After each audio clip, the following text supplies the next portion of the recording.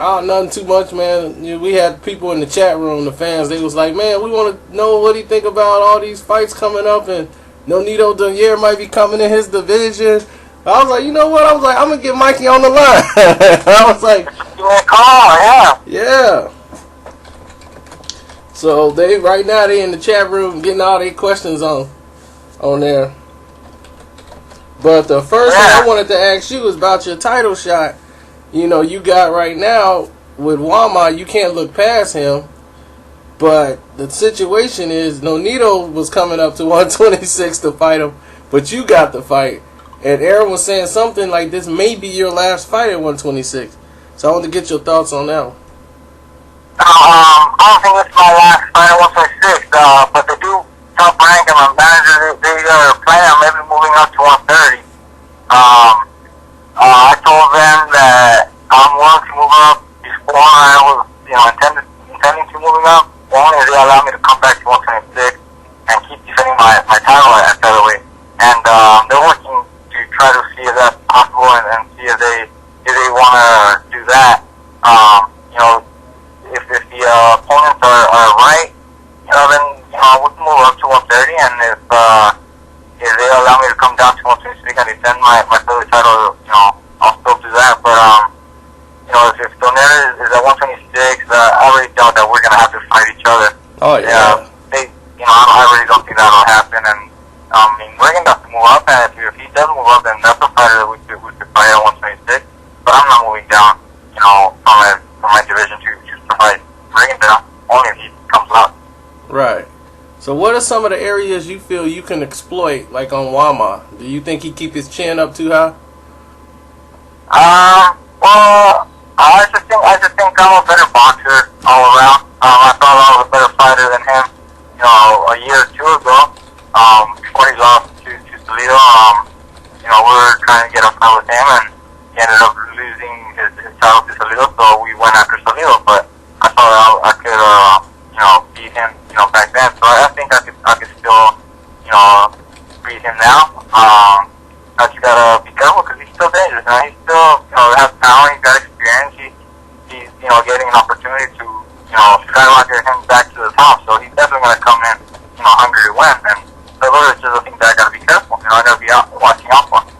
But you seem really sharp and you seem very poised. Is that something that you work on, like pacing yourself through a fight? I see that you keep your cool. You don't really panic. You stick to your game plan. Is that something like you developed over the years, or is it just through the experience of training? Well, it's probably a combination of both. We work on a game plan, and I like to follow the game plan with my dad and my brother, as much as possible. But we've also, have been training and fighting for a long time now, and been in sport for a long time. I understand a lot. So I'm just, patient fighter. I've probably developed that, throughout the years. Training, sparring, fighting, and being very defensive minded. You got to be very patient and collected to be defensive. You can't overreact or get too excited, if you're going to be defensive. So we like to think defensive first, and that's, that also helps me be calm and patient. Oh, okay. This one of the guys in the chat room, they're like, so ask Mikey, did he ever spar against Edwin Valerio? So I remember sparring him. Yeah, I remember sparring him, and I've always said, he's probably the guy that hit the hardest of all the guys that I've ever sparred with. Growing up, at 15, 16 years old, I started sparring guys like him, Ponce de Leon, Edwin Valero. Later I sparred even Manny Pacquiao, Luis Vasquez. I sparred a lot of other professional fighters, when I was only 15, 16, 17 years old. But the guy that I saw that hit the hardest of all of them was Edwin Valero. And before he passed away, we would get calls from trainers there in LA to come spar with him because he had already knocked out one or two guys in sparring sessions. Nobody else wanted to spar with him. So we'd come in, and I'd be very careful. I'd be very careful because I could feel his power. So I'd be careful. He never dropped me or hurt me, but it's because I was careful. I was very defensive, and I built very say he's hard. Just say the guy that hits the hardest. From everybody that I've found, that guy could hit. It's just, he should have that amazing talent.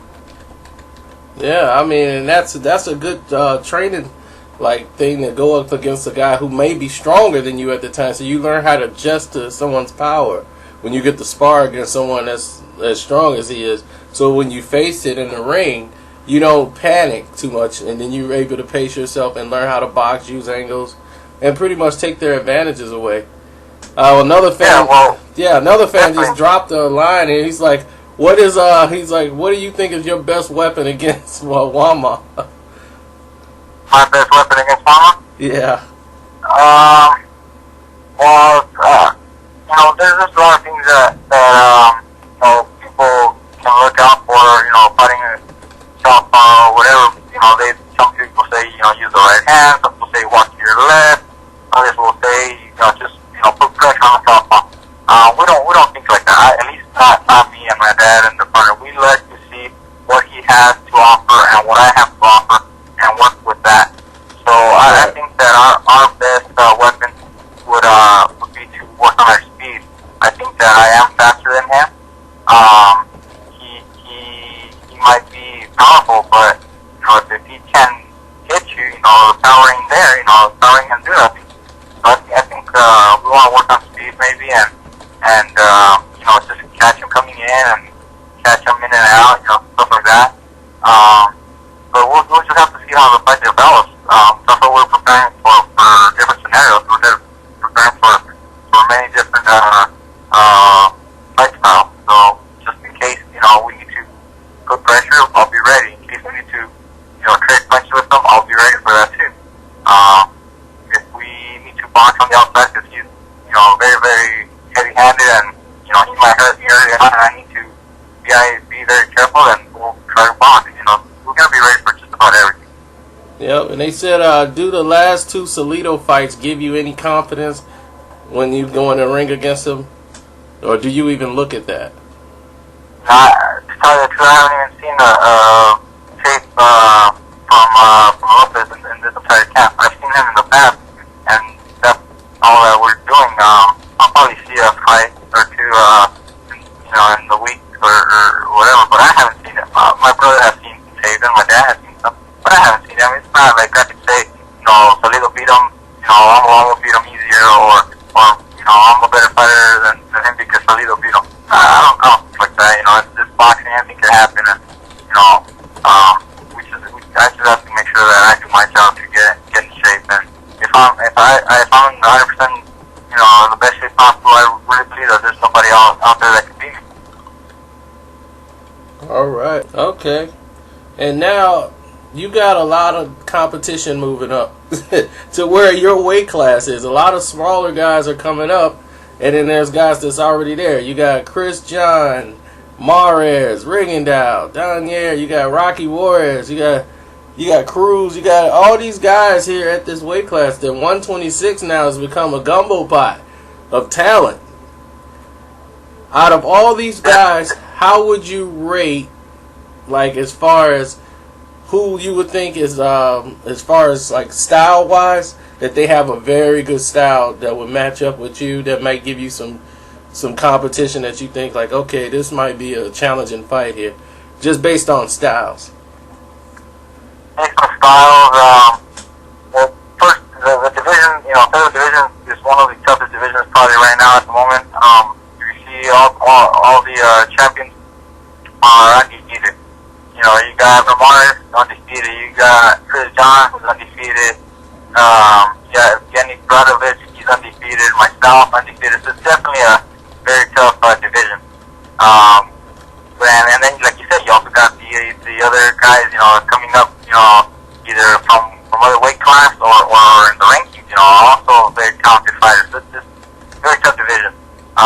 And based on styles, there's guys there that can give problems to just about anybody, not just myself. Like Rigondeaux, he's one of those guys that he will give problems and be a very difficult fighter for anybody. Whether he fights me or Chris John or Evan Mars, whoever it is, he's the kind of fighter that will give problems and